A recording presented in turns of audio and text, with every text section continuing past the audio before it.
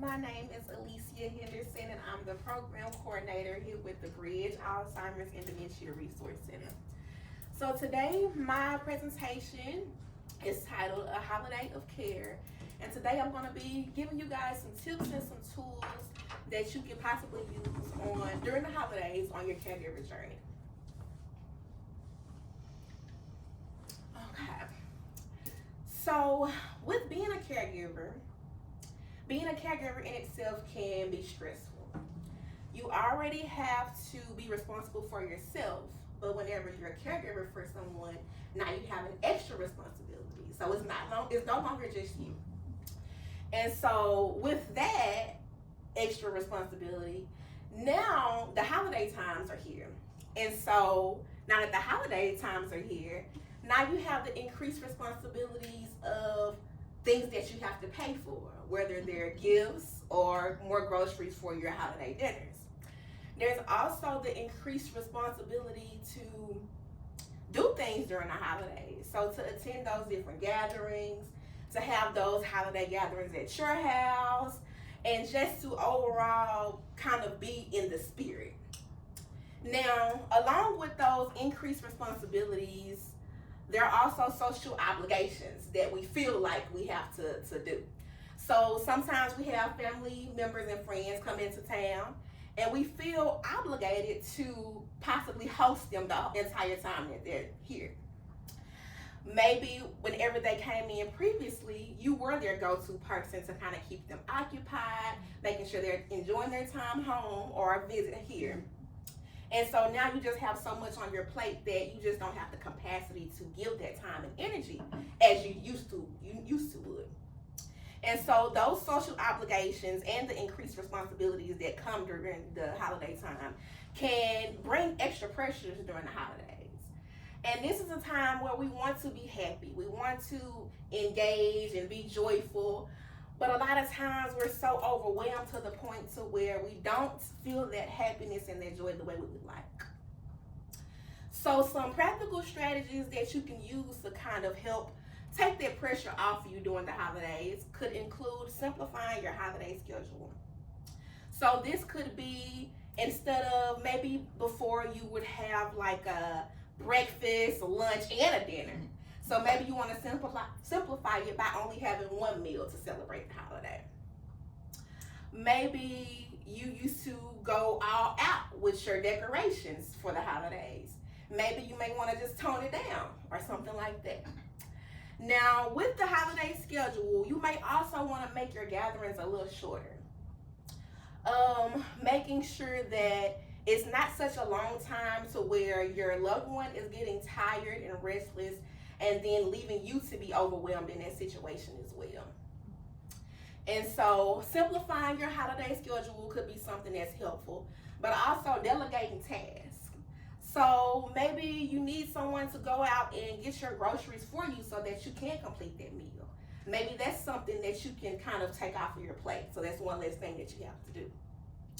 Or maybe going grocery shopping is something you love to do. Maybe that's your escape. So maybe get Cousin Susie to come in and sit with your loved one while you go do the grocery shopping. To get yourself a chance to kind of get away, have that me time, and to do something that you enjoy doing. Delegating tasks may mean instead of you doing the entire holiday dinner, maybe delegating for certain people to bring certain dishes so it's not all on you. It may also mean getting certain people to pick up gifts for you instead of you going out into all of the craziness to do the shopping yourselves. So these are some things that you can do to kind of help with that, relieve some of that pressure, but also practicing mindfulness, getting yourself in a moment to where you can stop and be aware of your emotions, how you're feeling, and also the senses that are going on in your body as well. And kind of giving you a chance to be aware of the present moment without any judgment.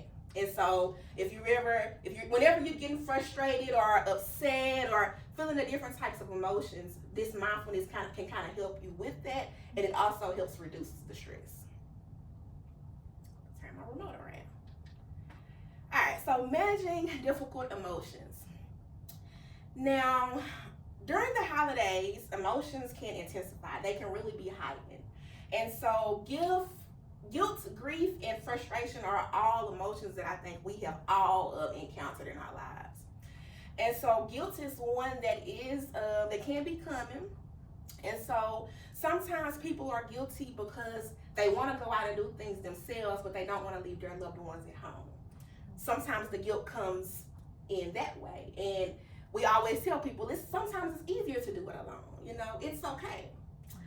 Sometimes people feel guilty about the simple fact that their loved ones used to go all out and used to do certain things, but they don't have the capacity to do that. They aren't able to follow on with their legacy the way they would like to. And sometimes some guilt comes into play there.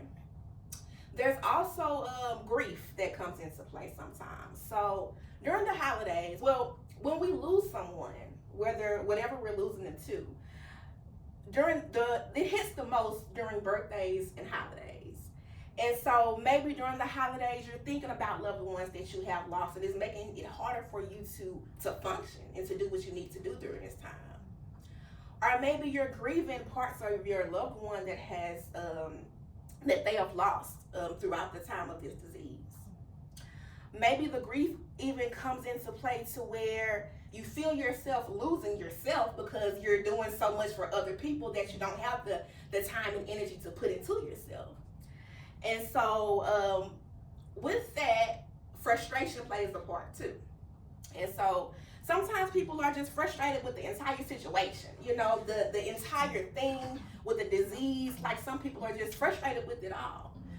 The frustration may even come from one person doing a job of a village, you being the only person that is there to help your loved one and in that situation dealing with it.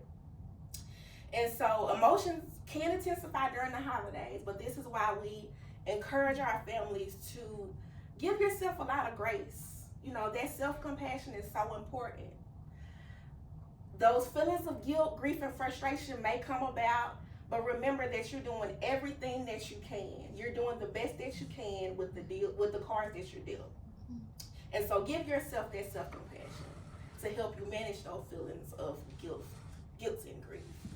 And know that it's okay for you to adjust your expectations, because this is new territory for you. These are new circumstances.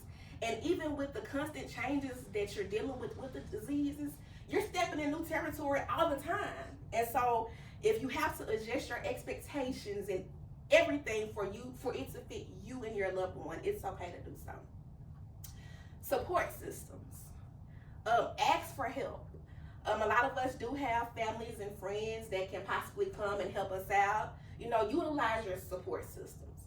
But some of us don't have those friends and family. So you may have to resort to getting some professional help in, get some professional support.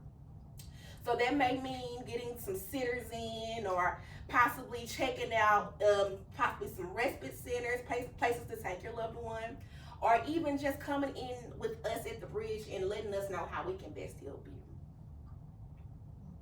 But overall, getting some support so that you don't have to ride the journey alone.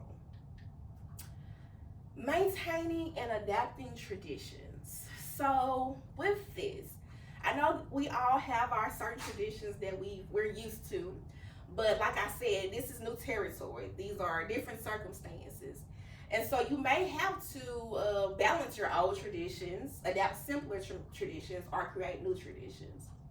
And so maybe going all out for decorations, was your thing back in the day. Well, now you may just have to only decorate the outside of the home instead of the inside. Or maybe decorating the inside, but only doing the pieces that mean the most to you and your loved one. Adapting to simpler traditions so that it's easier for you, but also easier for your loved one and not so overwhelming. Make it to fit the needs of you and your loved one. You may want to create new traditions. So instead of you doing your holiday dinners, holiday gatherings, you may want to go out to a restaurant and eat dinner there instead of you putting that extra pressure of cooking and grocery shopping and all of that on yourself. A new tradition could also be something as, instead of you doing the dinner, get your people to come bring some dishes for you. And so these are certain things that you can do, and these are just a couple of suggestions, but you can fix it how you want to so that it works for y'all. Managing, oh wait, I'm going backwards, huh? All right, so practical tips for the holiday gatherings. So you want to make sure that your gatherings are comfortable for your loved one with dementia. So this may mean keeping your gatherings short. Whereas back in the day, you may have had your gatherings all day. But now you may only want to have your gatherings for like 1 or 2 hours, give or take.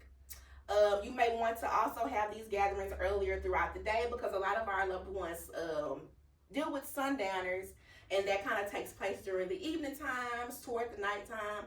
So maybe having your people come over during the day when your loved one is in the best, in their best self.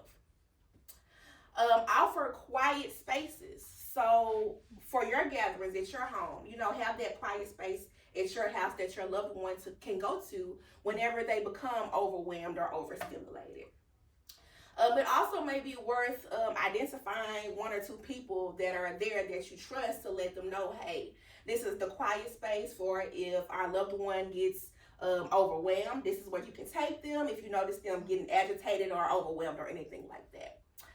If you're going to someone else's house, then you may want to identify a quiet spot for them there before even going there, because if they don't have anywhere that they can kind of wind down, it may be worth just missing that trip. On top of offering quiet spaces, I wanted to add creating a calm environment. So maybe you want to have some soothing music play throughout the gathering. Also, maybe not having so many people over. So keep creating a calm environment may mean decreasing the amount of people that's coming to your gathering. So you may, instead of having 20, you may have only like 6 to 8, give or take. So creating a calm environment to keep your loved one comfortable. Also, communicating with the family members.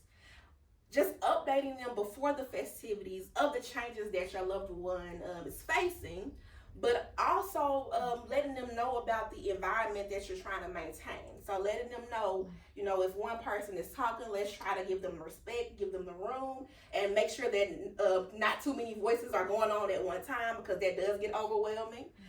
Letting them know that if their loved one says something that is out of the ordinary, that don't try to combat it, to just listen to them, let them feel heard. Also let them know that, try not to use the, hey, do you remember phrases? Just kind of coach them some ways on how they can better interact with your loved one. And then set realistic expectations for yourself. So what can you contribute? A lot of times we're people pleasers. Some of us are people pleasers. Some of us know is a foreign language. And so I'm guilty of that. And so you have to be realistic about what you can do, what you can provide. A lot of times people will come to you because they know you're going to say yes. They know you won't turn them down. And so you have to be mindful about your situation, what you're going through. Know that you have to, put in perspective you and your loved one to see if this is something that you can do. Because we can get burnt out and run down if we let people if we let people do it. Okay. Self-care and setting boundaries. So this is something that we really speak highly of because it's so important. You got to take care of yourself. Self-care is so important. We see so many caregivers putting themselves on the back burner and neglecting themselves because they want to put all of their time, energy, and attention to make sure their loved one is getting the support that they need. But our caregivers need support too. And so I know y'all have heard this analogy and you're probably sick of hearing it, but just like when you're on an airplane and they tell you the whole spiel about the emergencies and they say, well, when the mask falls, make sure you put your mask on first before helping someone else. And that's true throughout life.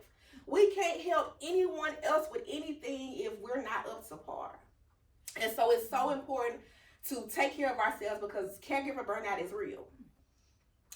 And so when it comes to keeping you and your loved ones safe, put that fence up around y'all. Put that fence up around your house, because Setting out those boundaries protects you guys. And so whatever that doesn't serve for your safetyness, keep it out. And everything that is for you guys, make sure that it is in. And if it's something that is for you guys that is not in your fence already, find ways to kind of get that into your circle. And know that it's okay to say no. It's okay for you to say no, because you have to protect yourself and your loved one. Engage in memory-friendly activities. So these are things that you can do to stimulate positive memories. So cranking up that holiday music. So you can possibly turn on some tunes from your childhood or their childhood and kind of help stimulate those positive memories that way. You can also decorate together. You know, if you want to put a couple things up, make sure you save some things, some simpler things for your loved ones so that they can help you put those things up. And so this gives you an opportunity to engage with them, to possibly socialize with them, but it also gives them a sense of purpose, because they're like, oh, you need my help?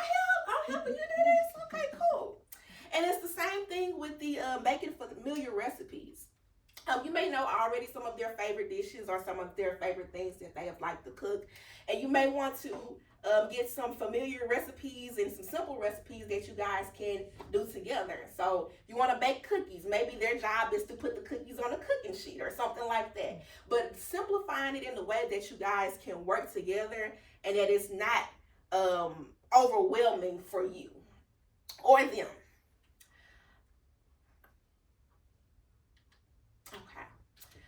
Communicating with family and friends. So inform family members who don't understand. You know, a lot of times people, they know the word dementia, but they don't know like what it is, what it entails, what comes with it. And so it may just be helpful for you to kind of tell them, you know, talk to them about what they don't understand and inform them of it. Now, that may be too much for you. That may be something that's just out of your wheelhouse. You don't have the capacities to do it mentally, emotionally, physically, or whatever the case may be. But we're here too. So you can always send them our way, and we can try to help them with whatever questions they're needing or whatever questions they're having, and just inform them in any way that we can about what they want to know about the diseases. How can they help? So with the family and friends, you know, kind of figure out, this is a time for them to kind of see like what you're going through. A lot of times, if they're not in the situation, they don't understand. And even when they just see it for an hour or two, they're like, oh, you dealing with something. But they still don't understand to the extent because they're not there with you every day. But this kind of gives them some insight on what you're dealing with. And so maybe kind of talk to them about some ways that they can help. If it's some people that are local, you know, maybe talk to them about some things that they can do for you or your loved one to kind of make your life easier and to contribute to the quality of life for your loved one. What else I was going to say about that? Okay. Remember the circle of control. So a lot of times we feel like, well, they see me struggling. They see what I'm going through. They know I have my hands full. I shouldn't have to ask them for help. They should offer. But one thing we can't control is what other people do. We can't control other people not offering to help. We can't control other people asking if you're okay, asking if you need some extra support. We can't control that.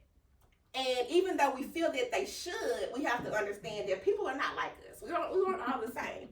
And so we can't control them, but we can't control ourselves. So we can control us asking and us being vocal about what we need. Even if we're so prideful to the point to where we really don't want to, but we know we need the support. And so remember the circle of control, you know, kind of get it out your head that they should ask and get it in your head that maybe I should ask. Let me take initiative and do what I need to do to get me some extra support. All right. And then looking forward, planning for the future. So explore some respite care, you know, whether it's something that you want to use only during the holiday times or possibly using it throughout the year so that it can help you with your self-care, help you with your loved one getting their quality of life, but also helping you get that me time as well. So when the holidays come around, you're not so overwhelmed because you do have that little extra support. Reflect and revise. So look at what you've been going through the holiday season. Look at what's worked for you, what hasn't worked for you, and see how you can kind of tweak it so that it's better for you next year. We live and we learn. Accept extra support. So looking into some extra support, whether it's with family, friends, or professional, but seeing what extra support is out there for you and your loved one. And then utilizing the resources. So finding out what support is out there, whether you're looking into the different SPAR centers, the day center that's in the area, or even just looking at some respite options, or even looking into our resources here at the Bridge. Just looking into those resources and also utilizing them. All right. And do we have any questions? No? I have a question for you, Alicia, because this has happened to me. You have a family member who lives out of town and they haven't been around your loved one in a long time. And, they're only going to see them for a couple hours, and they don't believe what you're saying about, the person's, abilities, how they've changed. And, they're kind of in denial, and they make you feel guilty. How do you handle that? How do you kind of talk to them or bring them around to see, like, I'm not making this up? Well, some people are just so stubborn and to the point to where no matter what you show them or say to them, they just have their mindset that their mind is set on it. But one thing I would suggest is possibly just kind of, instead of talking to them in terms of this is what my loved one is doing, let me kind of educate you more about what comes with the Alzheimer's or dementia. Let me put you in contact with the Bridge so they can tell you more about what comes with this disease. And a lot of times they're like, oh, I don't want to know about that. I don't want to hear about that. I don't want to talk to them. And if a lot of times those people are more burdens than helpful. And so it may be just helpful to not invite them to the, I hate to say it, but it may just be helpful to not invite them to the gathering with your loved one, or possibly going to a gathering where they are for a small period of time, just so that if that's something that you want to do, just so that you are able to engage with them, because maybe this is the person that you really do enjoy being with until they start saying, oh, well, I don't think that's true what you're saying, so it may just be you having to kind of distinguish the amount of time that you want to set for them, and seeing if you can educate them. If they don't want the education, then hey, you just may have to, leave in that area. Good advice. Any other questions? All right. So I do have a mindfulness video just to kind of give you some insight on mindfulness. So if you wouldn't mind just kind of listening to it. I don't want it too loud. Oh, it must be on mute. Chat card I found. I'm Nurse Mallory. Listening to it and kind of going through the steps as we listen to it, just kind of give you some insight on the mindfulness. Because if it's weird, and how to do it. It's weird. A mindfulness meditation. During this meditation, we will focus on being mindful, finding that point where you are completely aware of the now. Breathe in through the nose to a count of 4 and out to the count of 6.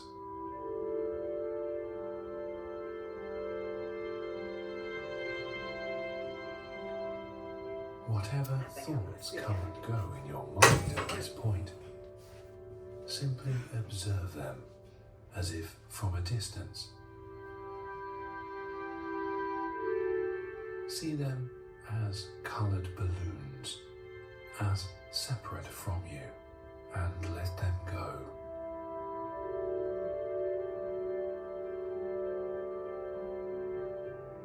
Let them float away.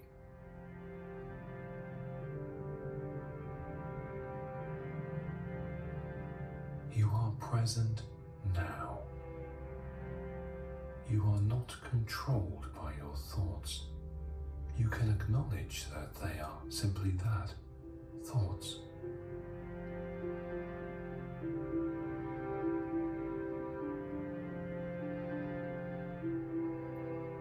Be conscious of the beat of blood within you, of the rhythm of your breathing, the brush of clothing against your skin.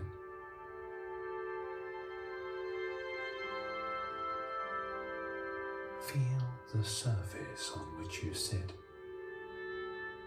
and how your body presses into it.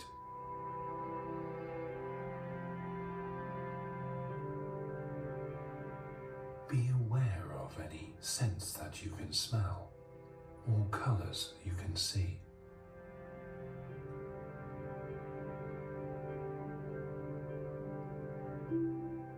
Notice the detail in the sounds you are hearing. Feel the temperature of the space you are in. Spend some moments simply being aware of all that is within you and around you right now, in this very moment. This is what it is to be mindful.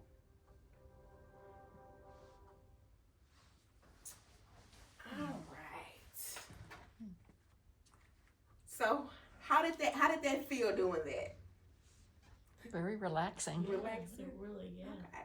And it doesn't have to be something just like this. There's you can do like body scans, you can do mindfulness eating and just different things like that. And I have a handout here that kind of talks about the different ways you can practice mindfulness that you can take home with you as well. And then before you leave, I would like for you to write down one boundary that you will set for yourself this holiday season. And since we're kind of at the end of this holiday season, what boundary would you set for yourself for next holiday season coming up? And that is the end of my presentation. Thank you for coming. Very good. Thank you very much.